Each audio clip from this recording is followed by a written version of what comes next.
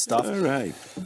Number 2, it seems like elected officials are always surrounded by lots of people, staff, other lawmakers. What is the last thing that you did truly out in the public, truly by yourself? I went to Menards and bought an air filter for my furnace. Did you do it?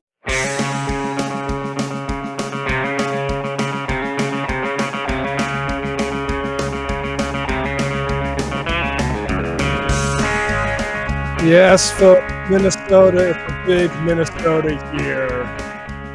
Anthony Edwards tearing it up in Paris. Tim Walz about to save democracy as the VP on Kamala Harris' ticket. Left Reckoning 181. David Griscom. Hey, David. Hey, brother. How you doing? I'm doing good. We'll find out if Cori Bush loses, in which case I'll say, I would have, I look at my monkey's paw sort of with disdain, wishing I left it in the drawer. And I would have said, I'll take a Shapiro VP if Cori Bush can keep her seat. But look, this is electoral politics. We're going to talk more about Walz later on in the show, give our takes about it. And we're also talking about the Olympics more with Elias Cepeda, talking about this Imani Khalif thing, who will be competing for a gold now. I believe she just won another bout, not, through her opponent collapsing in fear, like the Carini, the Italian boxer who started this whole thing, but through a decision. And not like a knockout. But anyway, so we'll talk about more about that with Elias, who with his as a fight coach has good experience there. But first, I saw a bunch of tech stocks struggling. I saw people saying we're going to have to bump up the planned rate cut for the Fed to maybe midweek this week. What happened in the economy over the weekend, David? Well, what happened in the economy is different from what happened in the stock market, right? And I mean that's a new concept for our left reckoners, right? I mean, just kind of briefly, I was hoping to fill folks in. A couple things sort of crashed or bumped into each other. One was troubles in Japan. Which, if you'd like, we can sort of talk about what that was. That created some insecurity in the stock market. You also had the Federal Reserve not cutting rates, which would mean a rate cut would have to come later in September, unless they had an emergency rate cut. And add to that, which was also, we're already at like a level of volatility in the U.S. stock market and the global stock market. You had very, very uninspiring numbers coming out from the jobs report. The unemployment situation looking bleaker than people were expecting, and the number of jobs that were added last month being much smaller than a lot of folks were expecting. So what ends up happening, right, is that you have this extremely optimistic idea among investors in the U.S. That there's going to be this kind of soft landing. So remember, the Federal Reserve, we've been covering this on this program over the past few years, has taken a very hawkish stance towards fighting inflation. And as we've talked about in the past, the Federal Reserve is not particularly interested in the general health of the American working class. In fact, we have played and shown plenty of examples of them wanting to see labor get more disciplined, which is the word that they use for accepting whatever slop is thrown your way. So there's this kind of optimistic picture from a lot of these investors that there was going to be a soft landing, inflation was going to go down without other kind of problems in the U.S. economy. And what ended up being shown is that is probably not going to be the case. Now, I'm not going to sit here and do like stock analysis or things like that. It's not particularly what I'm interested in, especially right now in the U.S. where stocks aren't really where companies are going to raise money, right? Which is the kind of traditional argument for their existence. It's a place of wild speculation for people who have money to turn that money into more money. And its relationship with like the actual real economy, the economy y'all work in, is a bit more limited. Which is why I wanted to talk about just two of these things that I think are actually notable and worth paying attention to, which is this kind of slowdown that does look like there is going to be lower rates of employment. It does look like the job market is not going to be as strong as it has been, which is extremely damaging for people trying to put food on the table. Um, and this, if you can get this chart up here, Matt, which certainly played a big role in the freak out and sell off.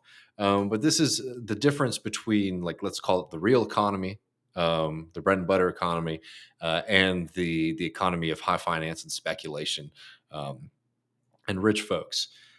Which Matt will pull it up in a second, but I'll just tell you all right now, it's that credit card delinquency over 90 days and auto loan delinquency over 90 days continues to increase.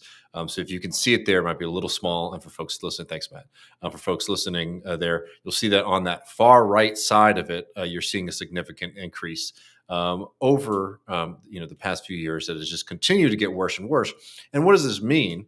This means that everyday folks, this is more representative of like the actual finances of working class people, of the vast majority of Americans, what their experience has been. It means people are living off of credit card debt, and we've seen this increase in credit card debt just in general in the U.S. economy, but this additional aspect of people not being able to pay that debt down shows that we have an extremely unfavorable economy for working people in this country. So, we saw some rally in the stock market, after significant sell off. And people, whenever this kind of thing happens, you see this on the left. I was like, oh, capitalism is going to do this or that or blah, blah, blah. And don't get distracted by the portfolios of rich people. Pay attention to what is happening to working class people. And the reality is that for working class people, as we've been covering since the beginning of the Joe Biden administration, signals continue to be very rough. We had a whole thing with a bunch of influencers, as people who spend time on Twitter will remember, basically arguing with anyone who's saying, hey, man, it's looking like certain staples are getting more and more difficult for people to afford. And you get all these kind of freaks being like, oh, no, actually, sir, the U.S. economy is better than it has ever been, and blah, blah, blah. Well, no, what's the reality for a lot of people? It's harder for them to get staples at the grocery store. Benchmark things like, price of McDonald's, it's gone up, right? And this is, a kind of reckoning for some of those folks who make a lot of money speculating on the U.S. economy with what the kind of on the ground situation is. But it's something that a lot of folks have known. And, we'll see what ends up coming in the next few months. Whether or not the Federal Reserve will be able to operate in a way that will kind of stave off a kind of worst case scenario when it comes to a potential recession here. But when you look at American consumer spending, particularly on things like McDonald's, Airbnb, a lot of that spending is down because people are feeling that kind of pressure here, which will undoubtedly have political consequences. On the general U.S. economy stuff too, all these companies have made a big bet on artificial intelligence. And I think there's also a lot of worry about whether or not that leveraging of spending will actually pay out the dividends that was being promised. So anyways, unless you had anything else to add or ask, Matt, Yeah. Mhm. I mean, just a comment on, Joe Biden, like you alluded to, by virtue of being going through a period of neoliberal hatchet people, qualifies because of some economic policies for being relatively better, or at least in the running with the best of like people's lifetimes. It should also not be lost on people that a congressman from Delaware, who has long had connections with the credit card industry, is leaving office with credit card debt at highs. That would be mission accomplished for the folks who got him into politics. Totally. And, it's another kind of example of the desperate need of aid and help and serious economic planning from our federal government when it comes to helping out working people. It's something that we did not get from the Joe Biden administration. It's something that we're not going to get from the Trump administration. And it's something that Wall Street's pick in this election, Kamala Harris, I think has made very clear in her career that she's not interested in pursuing.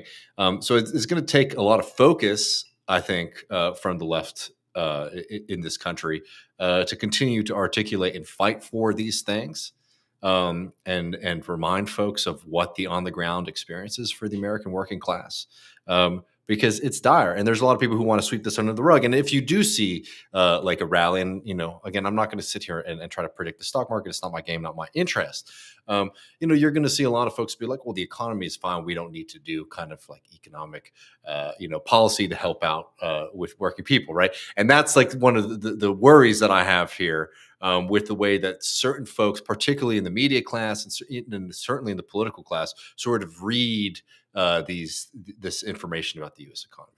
I mean, that's what's been driving me crazy for 2 years with this Biden stuff, which is that a return to a status quo of like even 2008. Like, again, that was an economy that wasn't working for most people. It was working for more people than, the economy of the 2010s or whatever. But like these economies produced the instability that created both Bernie Sanders' run, Occupy Wall Street, or on the Republican side, the Trump appeal. Like that, none of that shit's gone away because people's returns on their investments are back up. Yeah. And look, I mean, we got other things to get to, so I'll keep this brief. There's a lot of people who were saying things like, well, we need the Federal Reserve to come in and do an emergency rate cut, which one I think would be disastrous because it would make a very clear signal to everyone out there that the Federal Reserve is basically just looking to make sure that stock price, and those kind of assets are elevated, right? If everything else is sort of in line with what they were expecting, which is sort of what we've been getting out from the Federal Reserve, making this kind of heel turn would be like a very clear indication that they're just working to protect asset prices in the stock market instead of like their core responsibilities, which is supposed to be keeping inflation in line, whatever. And the problem with that is that this war on inflation has been absolutely devastating for American workers. As we see the kind of consequence of that inflation, their inflation policy is now, higher unemployment, right? So it's one of those things where you can really get lost in the weeds talking about this kind of stuff, and I get it; it's interesting, but you can sort of distract yourself from the fundamental point that we as socialists should be making, which is that we need a lot more than just kind of clever finagling by the unelected Federal Reserve to deal with the American economy, because the other paradigm of extremely low interest rates created an equally unequal economy, and also led to massive amounts of speculation and financialization of all sorts of facets of the U.S. economy, from the stock stuff to all the weird kind of financialization that was going on in of our kind of classic American company like McDonald's, right? That a lot of that comes from the cheap money paradigm as well. But so that's the left reckoning pragmatic call to keep our eye on the ball here. Yeah, and if you want the stock tips, patreon.com/left-reckoning. Exactly. Actually, we are going to be talking about our boy Musk in the post game, so you won't want to miss that. Patreon.com/left-reckoning to get that. But in the meantime, folks, let's talk with Elias, and stay tuned. After this, we'll be giving our takes on the big boy from Minnesota, Tim Walz.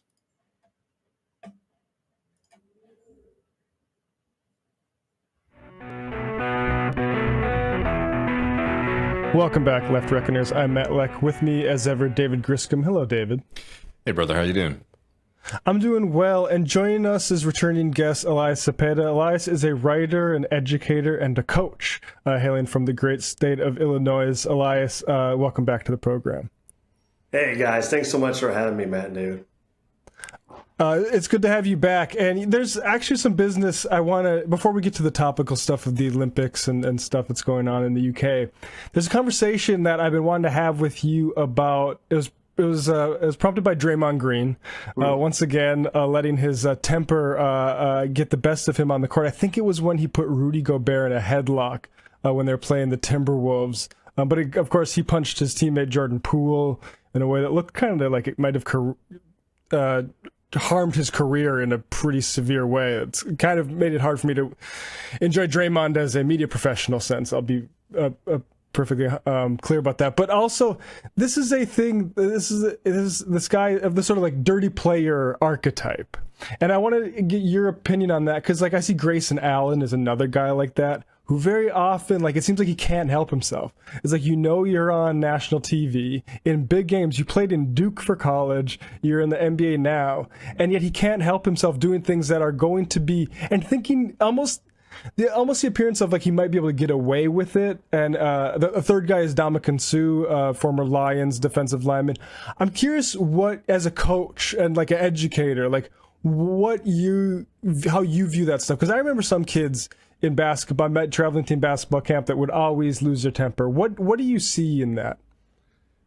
That's a great subject. I think there's the discourse around it, and which I often think is racialized in a comparative manner. But the thing itself, if we're gonna, for the moment say, hey, let's look at elite athletes who, with some variation, have always been since childhood at least recognized as like, hey, these people have potential. So their treatment and their track is different than the kind of normal kid and stuff. I mean, if we do that, I definitely think that we always tell, like with our kids program, and where we're not like a big competition program. We're more about getting kids in there, learning to work together, building their confidence, learning some fight skills, yes, some self-defense skills, yes, but working on their interpersonal communication and things of that nature. I always, we go on and on to parents about the advantages, the benefits of this type of stuff, sport generally, when done right, but, martial arts, what we do in particular. And so much of the stuff that I think a lot of coaches talk about, or the conventional wisdom about how, these sports can teach you how to work well with others. It can teach you how to have discipline, control your emotions and stuff. I think a lot of that is only true if you're not an exceptional athlete and recognized as such at an early age, because then there will be opportunities more often than not for you to get a pass on certain behavior. And instead of the coach saying, this is an opportunity for me to have a teachable moment, you're worried about losing that kid from your program and all the things that go with it. I don't know their individual stories, and a more responsible job can certainly be done if someone really dug into the backgrounds of particular athletes and interviewed people around their lives to see what that was like, right? So I'm speaking in generalities, but if you ask about, what I see, you certainly see, you see petulance, but even more than that, you see behavior which in a weird way, although we don't want to talk about it a lot, is actually very compatible with sporting competition in and of itself. Meaning ruthlessness, for example. Let's say, like if we look at oh my gosh, I'm blanking. But you just mentioned the Duke star, then was in the Bucks and now at Phoenix and all that. But Grayson. Thank you, Grayson Allen. Yeah, he's always trying to sneak a trip in, right? And you could really hurt someone. It's not even like yelling, facing up, pushing. It's sneaky behavior to try to get an advantage. It's not even intimidation. It's a real ruthlessness. In addition to being a lot of other things, it's a ruthlessness, and it absolutely, I would imagine, I'm in armchair psychology here, is tied to like, I need to win.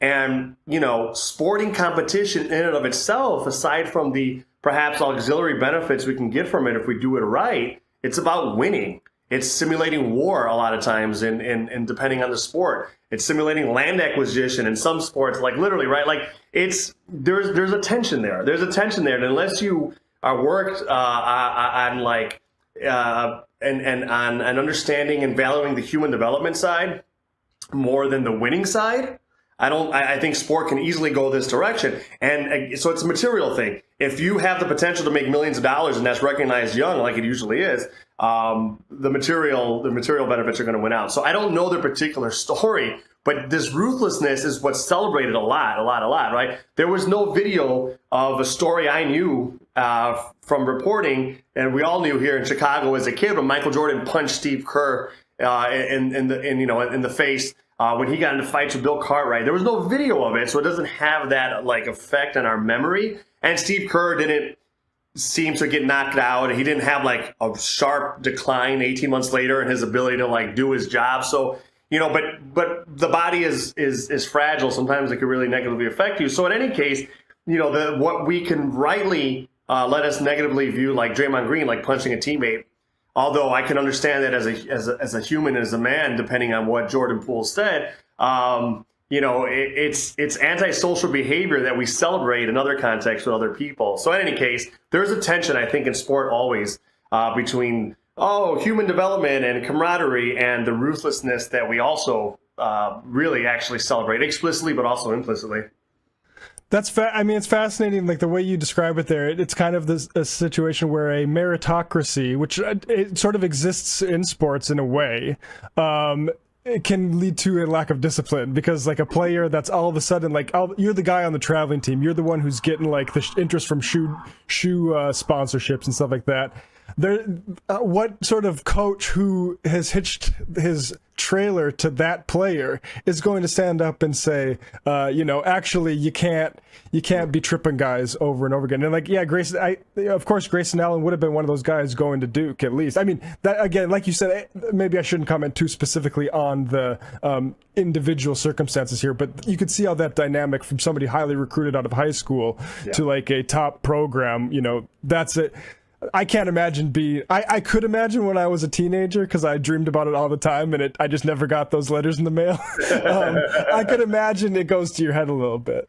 Yeah, no, absolutely. And there was a coach, it's his side of the story, but Atlas, who worked with Customato in his gym, and Customato was like Mike Tyson's, the guy like kind of got Mike Tyson out of the traditional foster system and carceral system and into alternative programs and led his boxing. But he says he basically was like fired and or quit because he was calling Tyson out on predatory behavior. In this case, like going after Tyson was young, even though he was big and imposing, in a sense big, on a young, even younger relative. And supposedly Atlas pulled a gun on him and stuff. And, that's not necessarily the way to deal with, adolescents acting badly, even really, really badly, obviously. But yeah, it's rare to see someone call a real blue chipper a prospect to task in an appropriate or inappropriate way. And when they do, they're usually jettisoned from the program.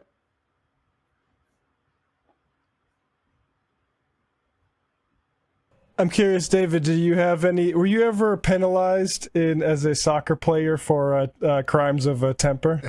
Yes, actually.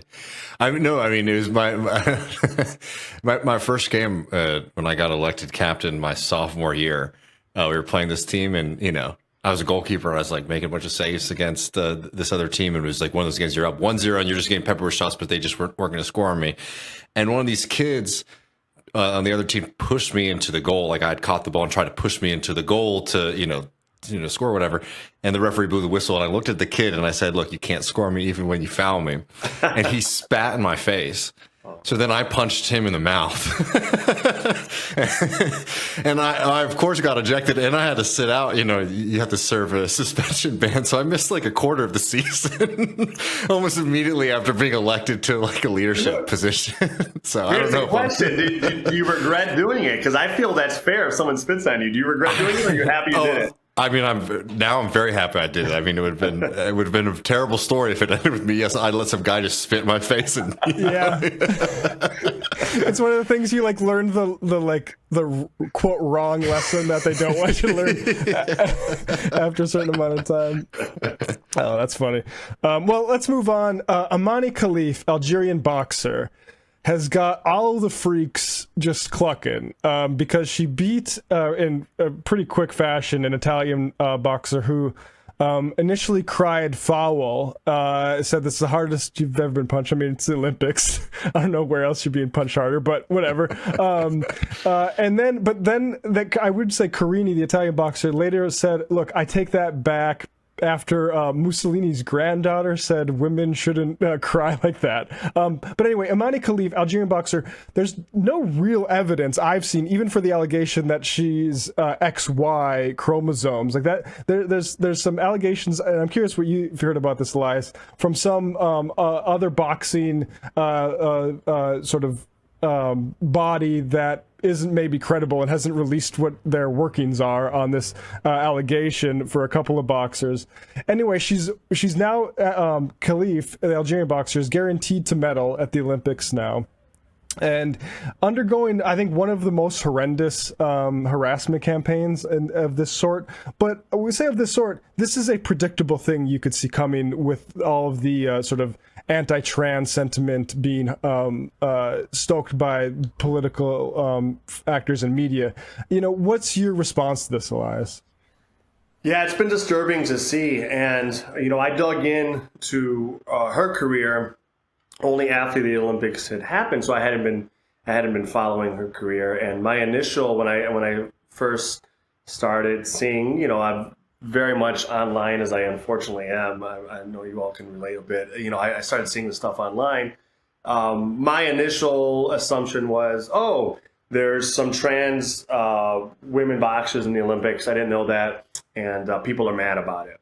As it turns out, there are no trans women boxers in the Olympics this year. None were, you know, good enough to go through the various levels you have to do to get that from any country. So I will start off by saying, we coach cis and trans athletes to compete in combat sports, both, right? So if there were trans women, there is a trans man in the Olympics. If there were trans women competing, I'd be very much fine with that, right? Like that's not, and that's part of I say that as, you know, just because there's a certain level of discomfort I personally have with doing a thing that on some level should be done, which is fact checking a harassed, you know, African person and saying, you're wrong, she's cis, but I don't want that to ever go into like, oh, well, it's okay because she's cis and I have a problem with trans women competing at high levels in combat sports or any sport. I don't, right? That's me. You know, people can have different opinions and I can disagree with them vehemently.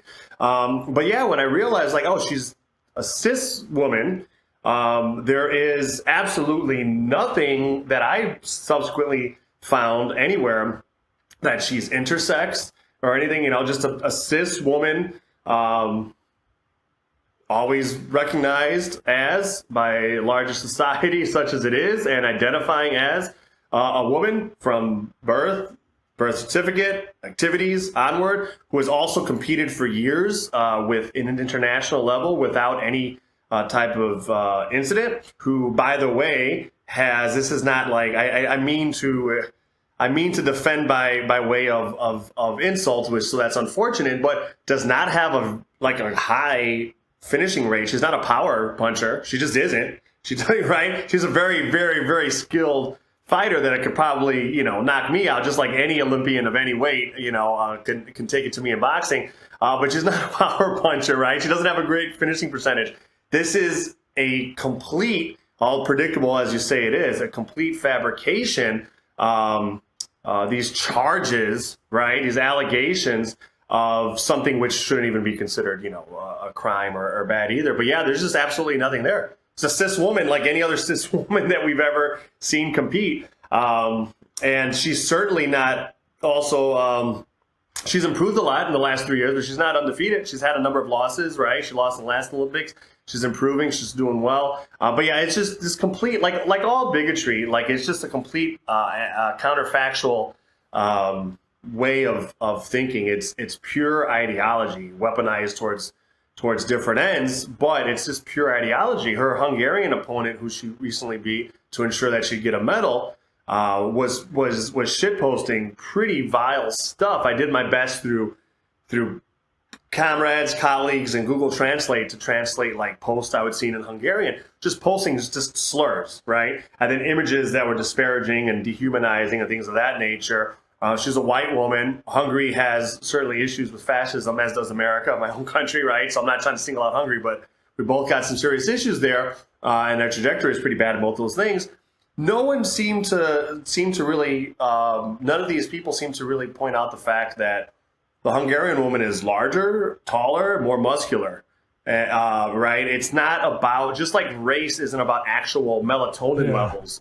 It's not about that. It's about othering people. And I think, these, as academics often like to politely call, like, these anxieties over gender and race often go hand in hand in fascist things. We've had cis women from Africa attacked in track and field already, eliminated from competition and things of that nature. So it's really reprehensible to see. It is almost just like textbook, even like 20th century European style fascism with its obsession with gender, which is always racialized as it's being heralded. Sorry. Oh, go ahead, Matt.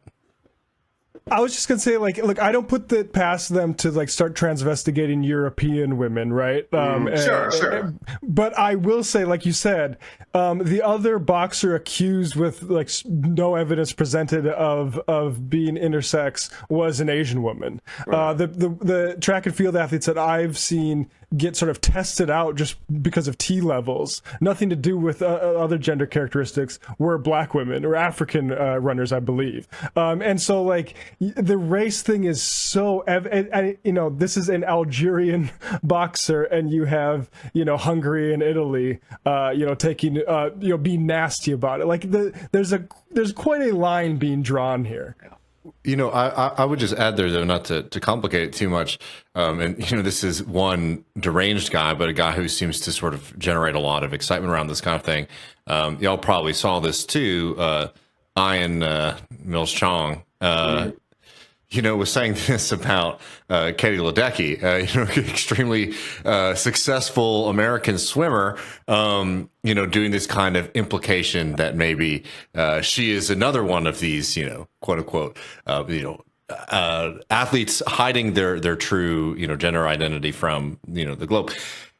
So it's a really odd kind of political move for them, because it's so truly absurd. But what I think has been really notable, in addition to like the vileness, it was just how viral that kind of stuff went. Like, totally with, the kind of moron posters, even the big ones, they don't care because they don't have any kind of need to be consistent. But you saw, like, my governor, Greg Abbott, was tweeting about this Algerian boxer, right? And it's one of those things where Vance, no, you're right, Vance, and obviously everyone's favorite author, J.K. Rowling, was really getting into this kind of thing. So, the question is, apart from just, trying to otherize folks and be nasty and cruel, the question is, what is it really that these folks are trying to police in this situation? I have some thoughts about, like, returning to a much older kind of gender politics, like even beyond just like questions of like transness or things like that, just sort of like, this is what a woman is supposed to look like or emulate or be. But I'm curious, what your thoughts are. Is like, what is this policing really about, or is it just the kind of blind thrashings of hate? Yeah, no, I think that's a great question. I suspect a lot of it has to do with that as well. I think it's policing under the guise of protecting white womanhood. It's controlling womanhood. It's delineating what it is. I think, depending in what hands and what moment historically, that has very specific and differing or, utility as a component of what I have no problem calling fascistic politics. But I think it's largely about controlling women. I think transphobia is about hating women, not just trans women, right? And be trans man. I think it's about hating women. I think it's about controlling that. And I think it uses as its guise oftenhood protecting of virtue and sometimes opportunity or fairness stand in for virtue, but protecting virtue of a certain type of woman, a white woman sometimes, a woman who does certain things sometimes, right? Like these types of folks are, in addition to being queerphobic or transphobic, they're just anti-women as well. You'll never see the same people talk about. You'll never see the same people consistently talk about, pay equity or industries where woman abuse is almost a prerequisite or certainly is endemic, like police work, or even posting about there's an Olympic beach volleyball player, a cis man who was convicted of raping a girl. Right? They're not concerned with protecting women. I think they're concerned with controlling women. And I think sports is becoming a real focus point for transphobia, that particular part of misogynoir, because I think it's the only place where, in a very erroneous but common sense conventional wisdom, many people can, I think, erroneously imagine this is the place, I think they're wrong, where trans women can have an advantage, a privilege, right? Because you can't even pretend to point to anything else in society, whether it's poverty rates of sexual abuse, rates of trans kids getting kicked out of their house, of homelessness, right? There are trans people, speaking broadly, and then you could divide it up into different intersecting identities, are among the most marginalized of people on earth, right? And so if the hatred becomes bald, and some people are comfortable with that when you just talk about other areas, right? But the reason I think it's so common and accepted even among liberals or white liberal otherwise radical feminists, this type of transphobia, this type of sexism, is because, again, erroneously they can imagine there being an advantage here, because there is absolutely no other place that they can point to this extremely oppressed group having an advantage. And yeah, why is that important on a conscious, subconscious, planned, unplanned level? I think it ultimately is about winning, controlling women. And also it's important, I feel, for this type of governance, it's important to just win battles all the time and to bully, right? Bully wherever you can, whenever you can, create fear, control whatever you can, get people afraid to talk about certain things if they're not informed on it, and speak up, whether it's, Holocaust or genocide, or whether it's, trans athletes, and you're like, I don't know about this stuff. It's important to win everywhere all the time. So sometimes I think it's about isolating easy victories, and I think, that's why I think a lot of times a lot of awful genocides, at least within a European or Euro-American context, or dominated by those, it's often choosing really, really, really, really small populations, and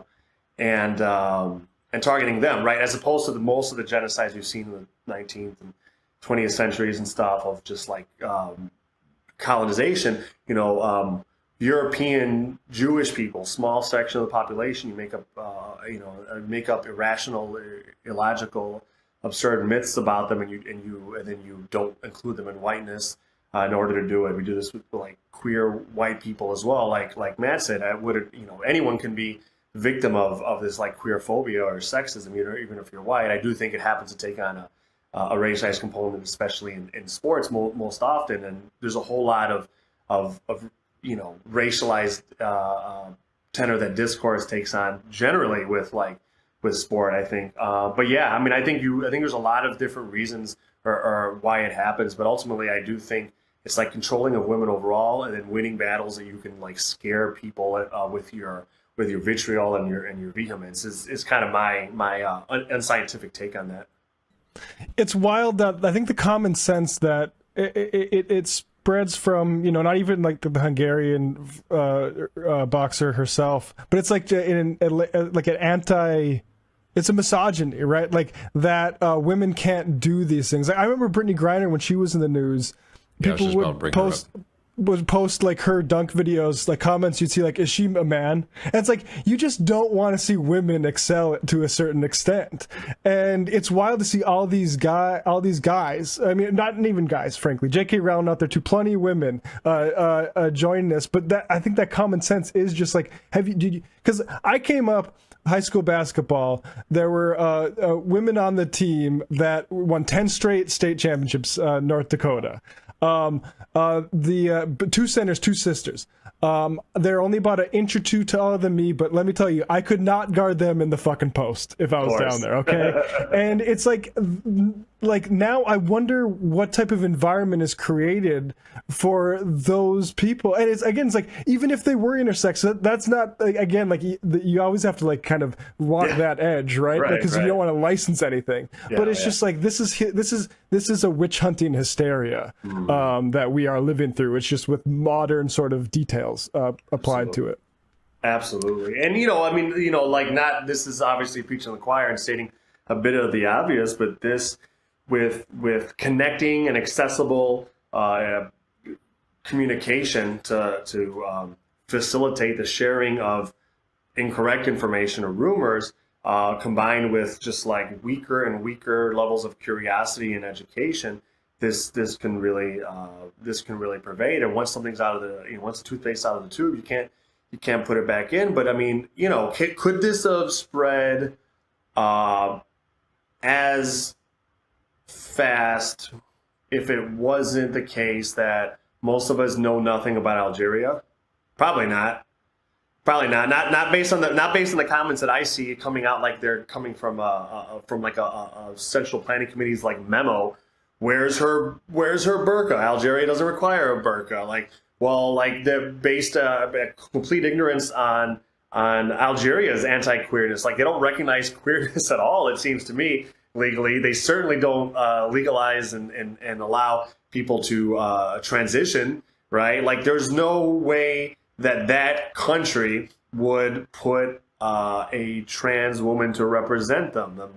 Maybe I'm shit talking Algeria, but that's fine, right? Like, as a government, like, just that can't like go as fast unless you have already done the orientalizing work of like otherizing whole swaths of the world, whether it's North Africa or Western Asia and stuff like that. It's a bad combination where we can share our completely ignorant takes faster than ever.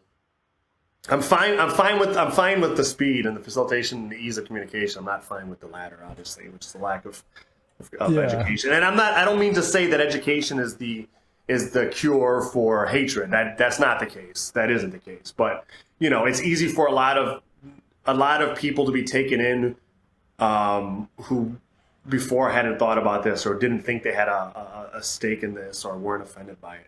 The normies per se. I guess.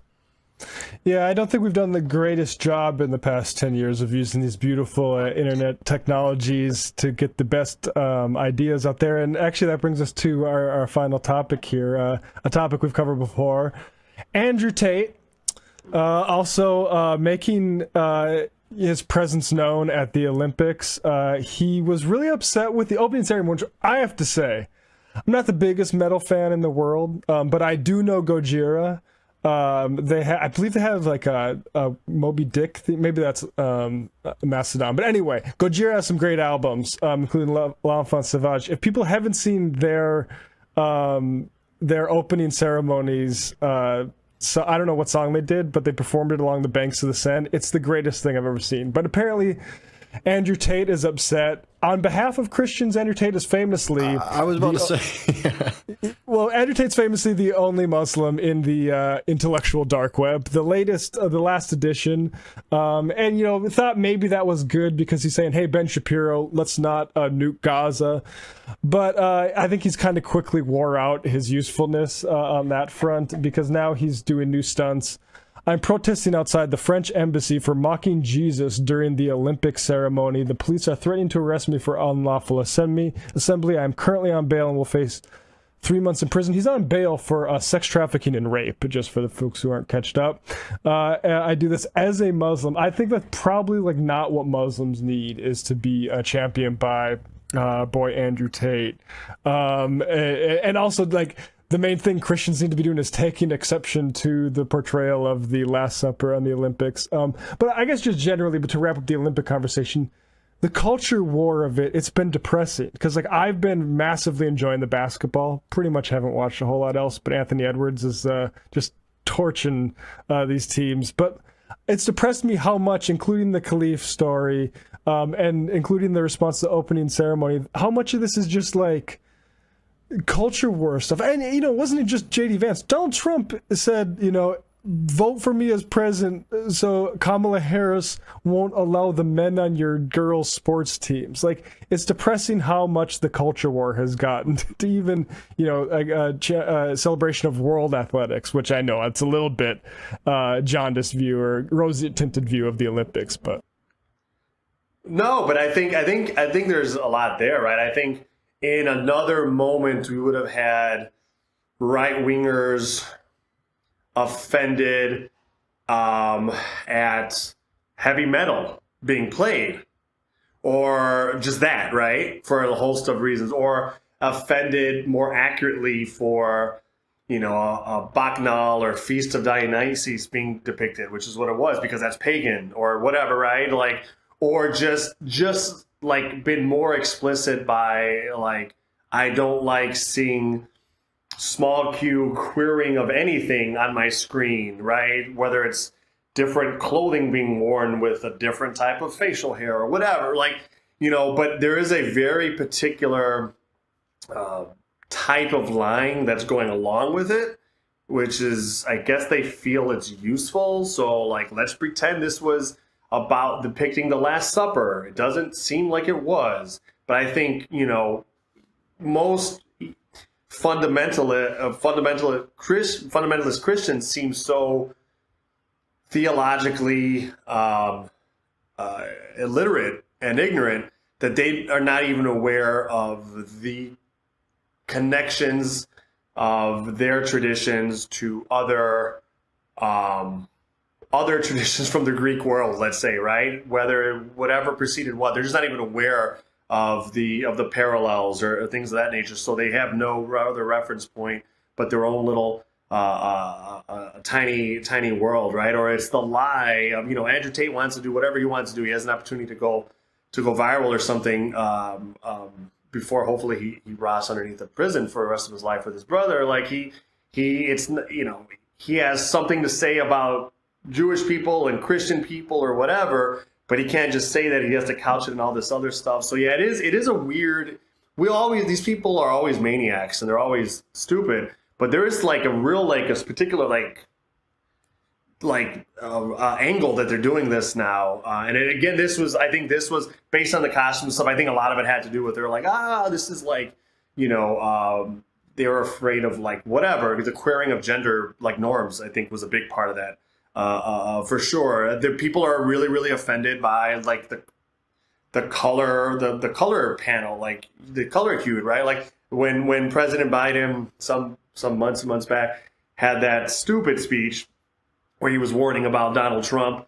You know, you can have all sorts of criticisms of President Biden. You all, you know, give many great ones any given week. But people were really like talking about how it was red behind him and he's satanic. And then, you know, are people really standing up for monarchy when they're offended by a depiction of Marie Antoinette holding her head? No, it's like vaguely satanic and weird. Like, so it is a very weird moment we're in. It's a very medieval moment we're living in, ironically.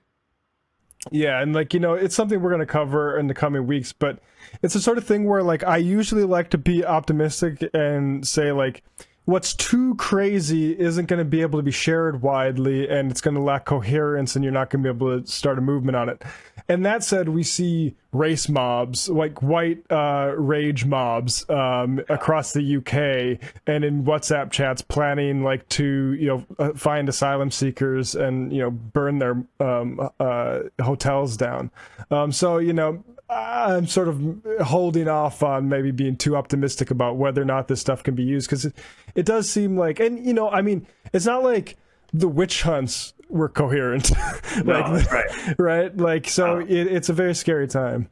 No, that's exactly right. I mean, that's the sad thing about this. There is no crazier pernicious, magical thinking that is happening now that is any less extreme than things that have allowed, genocide in Congo or any level of like any part of colonialism. Like all that is, we just don't, you all do, but like we as a society don't think about that stuff or know about it often. But yeah, none of that, that's like, just the modern racism with the black-white binary, the construction of race as it has been for a few hundred years since like proto-capitalism at least, is as crazy and absurd and taking all hands on deck as anything that could ever happen in the future. It wasn't just religious zealots that did it. It wasn't just the uneducated. It was also, academia and scientists producing the pseudoscience to produce it, and theologians producing the theology to justify it and stuff like that. So you're right. It's the optimism is, it's not useful, and it's probably not historically well placed. And this type of stuff is truly mainstream. I posted earlier a quote from, it's the whole collection of Du Bois' writings, collected writings. It's a great, useful book. I forget. I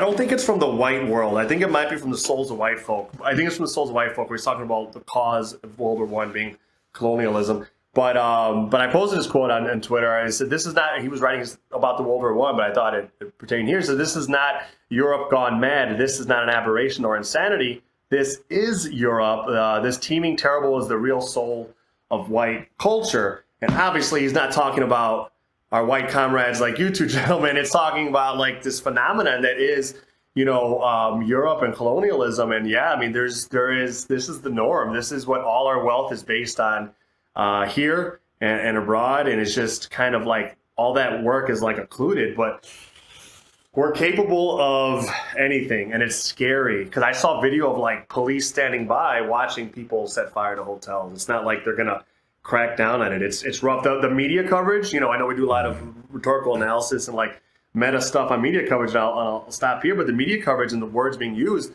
by English language European papers is really, really scary. They refuse to call out even these protesters. They call them, like, I've seen in subtitled photos, anti-fascist and protesters. I've heard these lynch mobs described as pro-Israel protesters, right? Like, pro-England, slip of the tongue, pro-England, pro-British, protesters. Like, they're still doing the work to like not pass judgment on this right now, and that's scary. Well, as we consider that, and as these sort of witch hunting mobs, continue to roam, there's one solution. Well, one solution is to join whatever local leftist organization you can and become part of it. But also, on the maybe even more practical side, Pilsen Defense and Axis. Tell us about these programs here, Elias.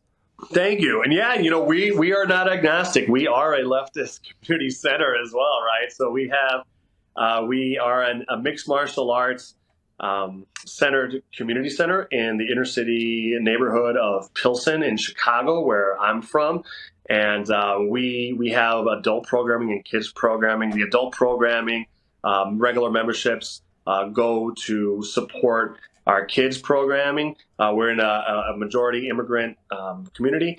And even before it was a Mexican immigrant community, it was a Eastern European, Southern European, Bohemian immigrant community. Pilsen's always been an immigrant one.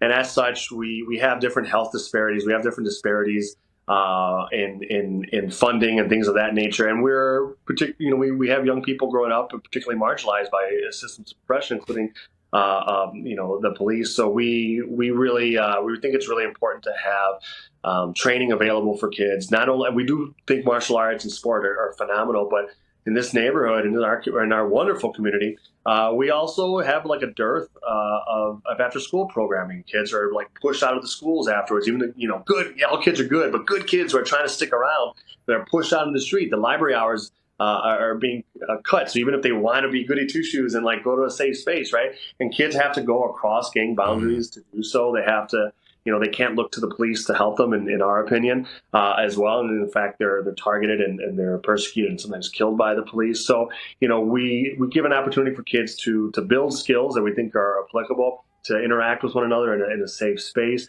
and to just exercise. To work together. We have a reading library. Eventually, we want to do tutoring, but we have a nonprofit called Pilsen Defense and Access, and it funds this mixed martial arts community center called Foundation Chicago. We have the website there. You can learn a little bit more about us. We're gonna later in the year we'll have even more stuff up there. But we're really excited to get going because we are both really proud and embarrassed to have a waiting list of kids and families with kids to get some training, because 100% of our kids program is scholarship based, right? So not everyone gets 100% scholarship, but 100% of our families get some sort of scholarship depending on need. We really want to bridge that gap. Even though we're a explicitly leftist gym, and even though on the adult side we have pro fighters, amateur fighters in boxing, kickboxing, mixed martial arts, and jiu-jitsu, and we take that stuff seriously.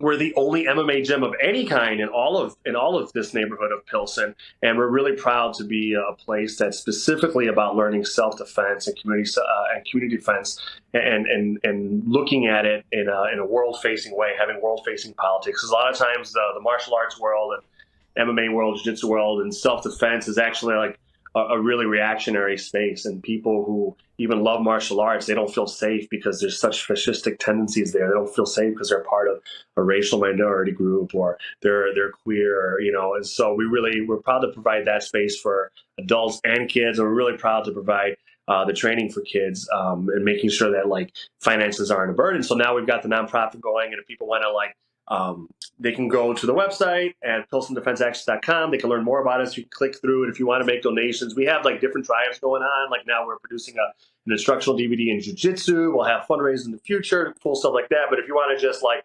donate, on a continuing or one-time basis, you'll get immediately like a tax receipt. So you can, put it on your IRS forms. A little bit goes a long way because we're already doing the thing. So like, our board is completely volunteer. We are just trying to get like a bunch more money to like add more classes to the week schedule, and then in the coming years, hopefully even grow to a larger facility. So we feel like it's a really fun way to like to help equip marginalized people and help them get the tools to defend themselves in a really kinetic way, yes, but also to have like a really safe community space, just a fellowship. We're going to start a reading group. A theory reading group for adults in December, so we're excited about that. There's all sorts of good people in our neighborhood that are on FBI watch lists, maybe including us. So if you want to support us and take part of that, if you're in Chicago, come by. We'll do some reading together, and you can entertain your NSA or FBI agent as well with the good reading you're doing. Yeah, we'll include the links for folks if they want to donate or get involved. Yeah, it's very awesome. Thanks for mentioning it, Elias. And thanks for joining us once again on Left Reckoning. Any place people should follow you? You can find just about anything I'm interested in promoting on Twitter, at Elias Cepeda. So that should do. I have my little link tree on there and all that stuff. So it was an absolute pleasure, as always, to be on with you all. Thanks for bringing me on to shoot the shit and to talk about the organization. I really appreciate that. Yep. Thanks, man. Of course. And great to talk to Elias once again, who's every time he's been on. I mean, early on we talked about Dana White. I mean, a shocking number of Republican National Convention sort of final night guests. Actually, it's very true. Yeah. But it's funny because I saw some data about the differentials regarding which sporting fans turn out to vote. Apparently NBA fans are big time voters.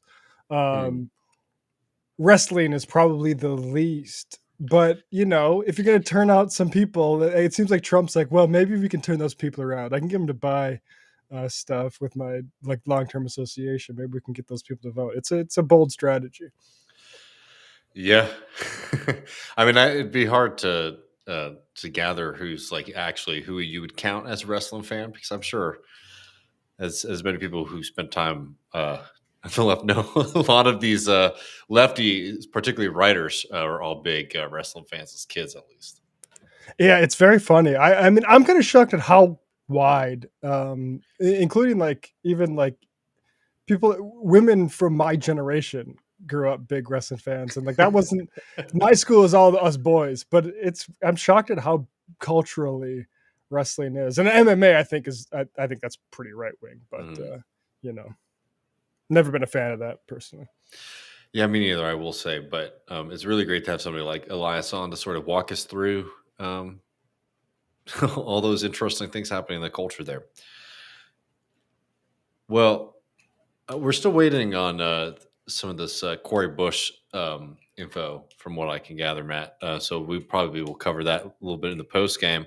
But there is some election news, which is that Waltz is the VP candidate for Kamala Harris in the Democratic Party going into the 2024 election. Matt, before we get into like the takes on it, did you expect it? Because you were feeling hot about the Biden dropout before it happened. Um, I only started suspecting Waltz once Pelosi came out on Mm, Saturday saying she wants Waltz. I'm like, well, if she's saying that and Bernie's saying that, they wouldn't be publicly saying that if there wasn't some indication. I don't understand the strategy of saying that and then for it to be Shapiro. mhm. Personally, I had resigned myself to it being Shapiro. I liked Mark Lamont Hill's take on Democracy Now, which is like, look, like we're not under any delusions here about what who's in the driver's seat and what this is. So if Shapiro, it would have been what Greg Grandin, a great historian, Mhm. pointed this out. He said, I'll put this up here. Bill Clinton, Greg Grandin, who wrote The End of the Myth, and I mean, a bunch of great histories of Latin America and American intervention there. But Bill Clinton would have picked Shapiro just to establish dominance over the base organizations, as he did with NAFTA. There'll be many betrayals to come, but for now, let's bask in Walz's farmer labor smile. And that's what's surprising here is it's not just Bill Clinton. Obama was doing the same thing with Rahm Emanuel. You read Ryan Mhm. Grimm's book, We Got People. He's got a whole chapter on there about Rahm Emanuel purely doing things for the usefulness of being seen to send a message to the progressive wing of the party that know your goddamn place. And I mean, I agree with also Mike Preisner's take on this, which is that let's not get it. Let's not be. Let's not think this is deeper than it is. They wanted to win, and they picked the farmer guy, the farmer Mhm. white guy who like doesn't piss off the progressives. In my opinion, like I think what Chase Woodruff had this year. He said Walz gets coded progressive for simply following through on mainstream Democratic policies reveals a lot about the operating assumptions of American politics, even among Democrats themselves. He says if you run on universal free school lunches and a net zero electric grid, you're supposed to take office and pass new Lunchables tax credit and free fluorescent light bulbs for small businesses and opportunity zones, not like actually doing those things. And that's what I think. This isn't like a DSA pick or like a pick of an anti-Zionist. This is a lineage of the Democratic Party that's probably, I think, for my money, better than some of the parties that spout along the coasts, Democratic Farm Labor, and there are good things to say about it. It's not like overwhelmingly radical. I mean, we'll talk with Anders Lee about the history of that party more. We've already talked about it with a little bit with like Hubert H. Humphrey's sort of anti-communist sort of streak as he rode that to the vice presidency. But yeah, I think they picked the guy who he really to go against JD Vance. Like he's the best. He's Bashir is fine too, but he's not as charismatic. Like Walz has the memes going, and he's also like not opposed by labor. So I really like some of the whispers that we've been seeing though that Shapiro really fucked himself going into it, particularly his rallies that he was doing. Which I was seeing some kind of whispers about those being too much of Shapiro fest and not enough about Kamala. Which is a pretty fun little thing to think about. If you are just going on vibes and wanting to see people you don't like lose, then it is actually really awesome. I think that Shapiro sort of had it in the bag, but was a little bit too vain. Um, yeah, man. I mean, I as people know, like I'm still very skeptical about this ticket in general. One in terms of like going up against Trump, and more importantly, what it actually is going to mean for like the future of like working class politics in this country, what this coalition represents. But I totally agree with you that like what's so funny about Walz is that like a lot of his strength comes not again from him being some kind of dyed in the wool progressive or even particularly economic populist, but for him just sort of like having like basic political instincts that like, hey, you know what? It's a pretty good thing to take a video of me signing a free lunch program with a bunch of kids that are going to hug me, instead of being a little freak, like you certainly see, many of these other Republican governors whenever they're getting engaged in school politics, right? Just like doing things that are just objectively popular, are kind of basic, but hell, in this country, a program like free school, universal free school lunches, is an absolute godsend for a lot of working people. And I think that it is absolutely true, and this is where I'll be a little bit of wet blanket, that there's a large section of the progressive group and movement out there that are willing to just celebrate scraps thrown to them off the table. And I think that it is a problem. We could talk about some of the bigger structural things that are here. But it is undeniable that when you look at the Democratic Party, how it operates, how it does politics, how it sees itself, Walz does sort of represent at least somebody who understands how to set a scene and maybe put some smiles on a child's face. He's the first time. It's the first time in most of our lifetimes that the Democrats won't be running a lawyer Hell yeah. in one of the positions, which is just like that in itself is just like thank heavens. Yeah. No, and I think that's the thing that's interesting because I know some folks have been sort of arguing that Walz might not have the electoral record in sort of like switching those Republican voters as much as some folks might be sort of imagining. I don't know Minnesota well enough to sort of litigate that, but if anything, not like embracing somebody who doesn't sort of fit that Democratic Party mold of a lawyer, and like it is notable that is sort of has been how you get in the Democratic Party. When we talk about class D alignment on this show, I mean, what do we say? We say the Democratic Party is becoming the party of lawyers, and that's a very true thing all across this country, and certainly in Minnesota as well. So yeah, if anything, apart from maybe the symbolic other things, it's very nice to have somebody at the top of the ticket who is not a lawyer, which is, I think, a very good thing for American politics.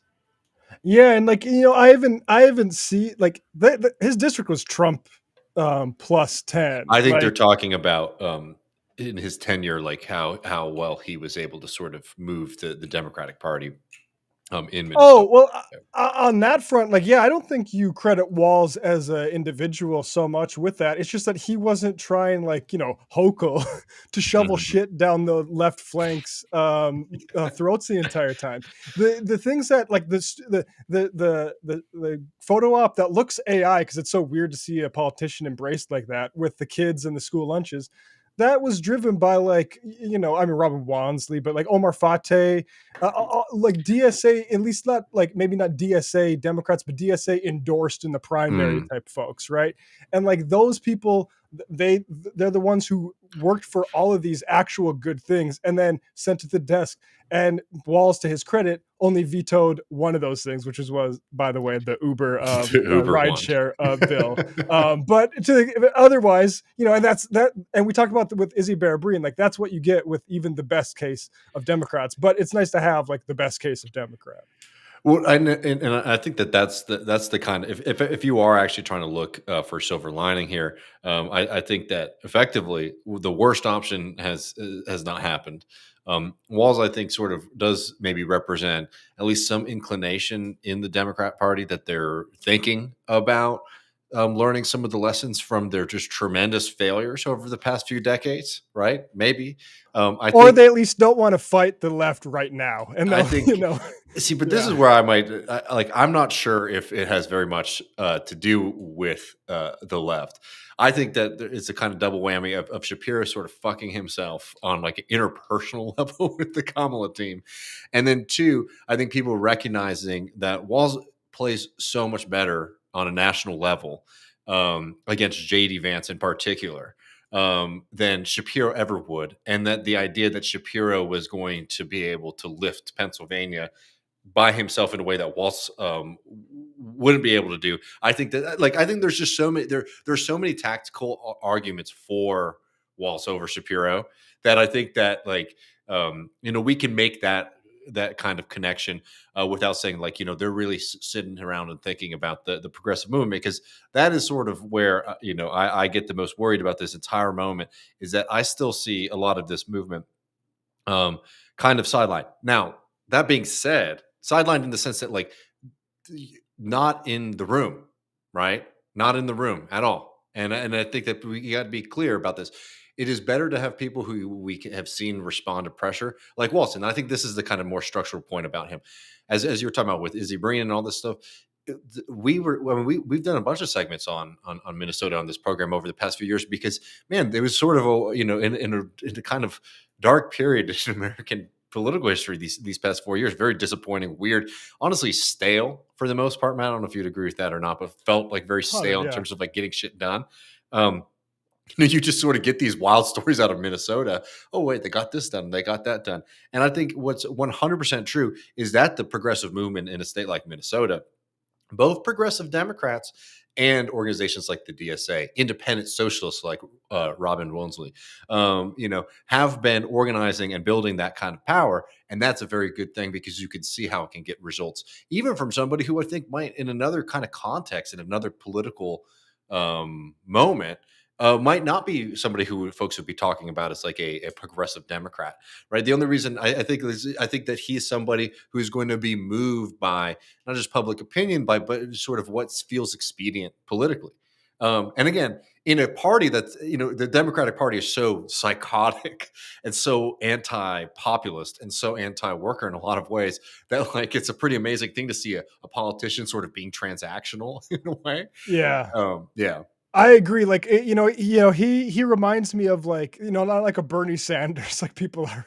He reminds me of Byron Dorgan, who was a North Dakota Democrat senator, who was one of the guys who voted against the repeal of Glass-Steagall, right? Like people are, David Dayen's pointing out these, and Matt Stoller going into these things of Walz voting against the bank bailout, voting against TPP and stuff like that. Like that's a type of a populism that has existed within the party for a while, but it was ignored because they switched to Harvard, Wall Street, law degree, like that sort of Democrat. That was a conscious choice. That's been a conscious choice by the Democratic Party since the 80s, at least, to go into these professionals, to appeal to the professionals.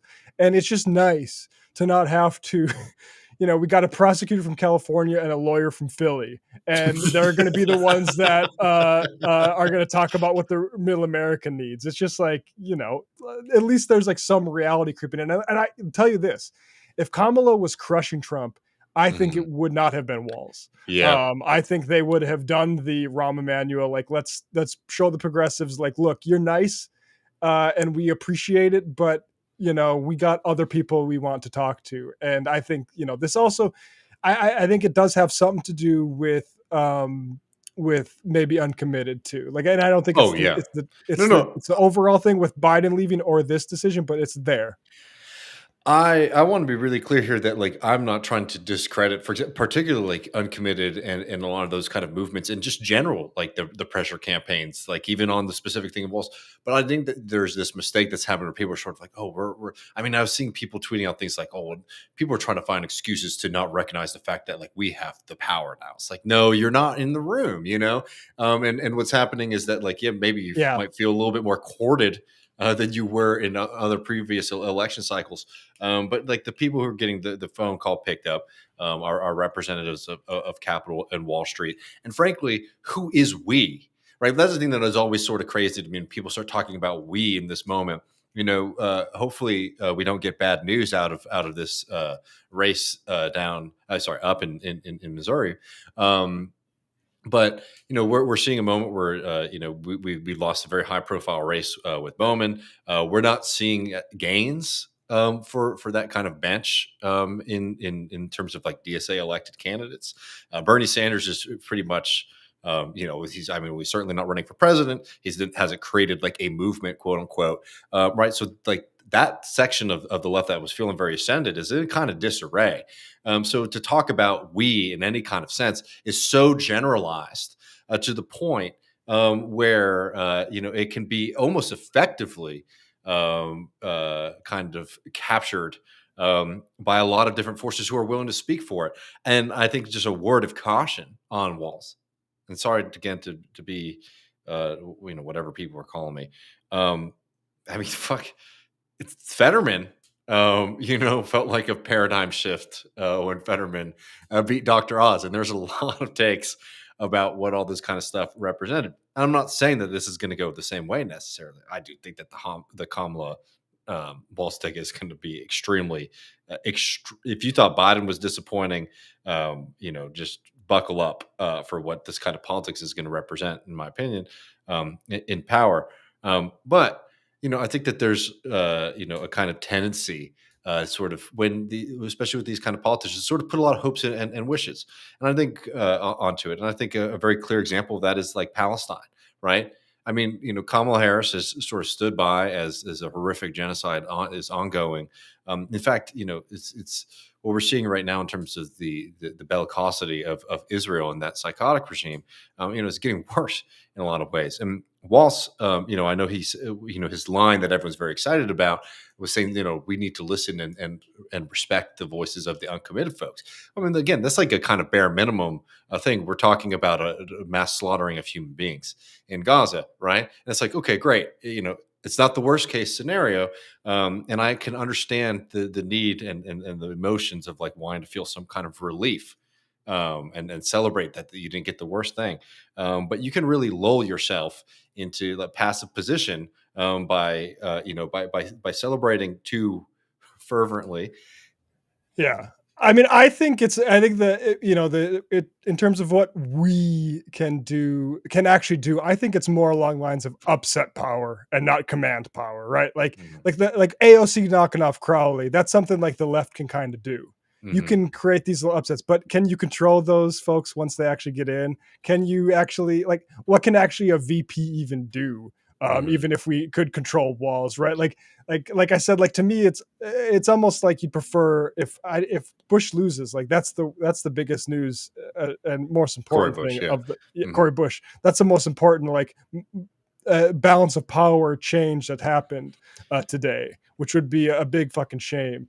And Bhaskar had this point too. DSA had this tweet out, which I'm a member. I re-upped my membership. Harris choosing Walz as a running mate has shown the world that DSA and our allies on the left are force that cannot be ignored. Through collective action, DSA and the U.S. left more broadly have made it clear that change is needed. DSA members, or blah, blah. Bhaskar comments, I like the Walz pick, but I don't get the spin. We didn't make him an old veteran and football coach from a rural district who's a good communicator. And I think that's pretty a little bit blunt, but that's accurate. And again, the right is going to run with all these pictures of Walz standing with Ilhan Omar to try to make him look like some kind of radical, but it's just so what, right? Yeah, and I think Bhaskar puts it kind of succinctly. What I was sort of dancing around there is that we can sort of recognize, hey, this is a better pick, and this guy has kind of calling balls and strikes, more political instincts and skill than others. He's not from our camp, and you can be happy that they made a better call than a worse call. But I think it can be a big mistake to sort of be like, look what we did. Yeah. And, this is something I want to talk to with Anders Lee coming up, but he wouldn't be the first vice president from Minnesota who would prefer to avoid a nasty entanglement with America's military overseas. And my pattern recognition suggests that he's going along with Kamala to try to avoid this as much as possible and leave lame duck Joe to try to wrap things up. But I would advise, if I was in that room, to take a more forthright stance on that, because you're not going to be able to halfway this. And actually, to the extent that you even want to go along with them, they're going to fucking kill you. by, I mean, talk about like what's the plan for the West Bank. I mean, it's horrible. So yes, break with Joe Biden and his genocide before the election. Hubert Humphrey, there's precedent for this. People say I'm crazy for suggesting this happens. Hubert Humphrey broke with LBJ on Vietnam in September. Should have done it earlier because it turned out that was too late. And there was a lot of energy both towards McGovern, not McGovern, I'm getting that, McCarthy and RFK. And then it was eventually Hubert H. Humphrey because of the way that the primary was done at that point. And instead we got Nixon. And there's a lot of these type of liberals that want to be out there like, well, I was there and I wish we just would have held our nose and voted for Hubert Humphrey. And I'm like, I'm sorry, like, that's not really the thing. You were not the one with agency there, right? Hubert Humphrey could have pulled his fucking finger out and stopped the atrocities in Vietnam. And instead he tried to play it both ways. So look, Walz, I think, has better positions than Hubert Humphrey did coming out of a similar type of tradition. But you're not gonna be able to halfway this thing. Yeah, no, I think that's a very strong historical point. And I'll tell you one thing that I think is just it's becoming more and more clear that we're going to get a lot of it. I mean, how we just released a shorter version of our conversation with Bronco on Kamala Harris's political history. And, just comment after comment, like, well, what about Trump? What about Trump? The excuse, the excuse parade has already started. And you can already imagine that when it comes to something like a genocide in Gaza, there's a section of Democratic voters and very loud people on the computer who are going to say, well, you have to wait. You have to wait till the election, because if you do it before, if you start saying, hey, stop killing children before the election, then you might lose. But then, if she wins, then it'll be like, well, we have to wait for her to become president, and then we're talking going into 2025, months from now, as more and more people are being slaughtered and their homes eradicated, probably forever.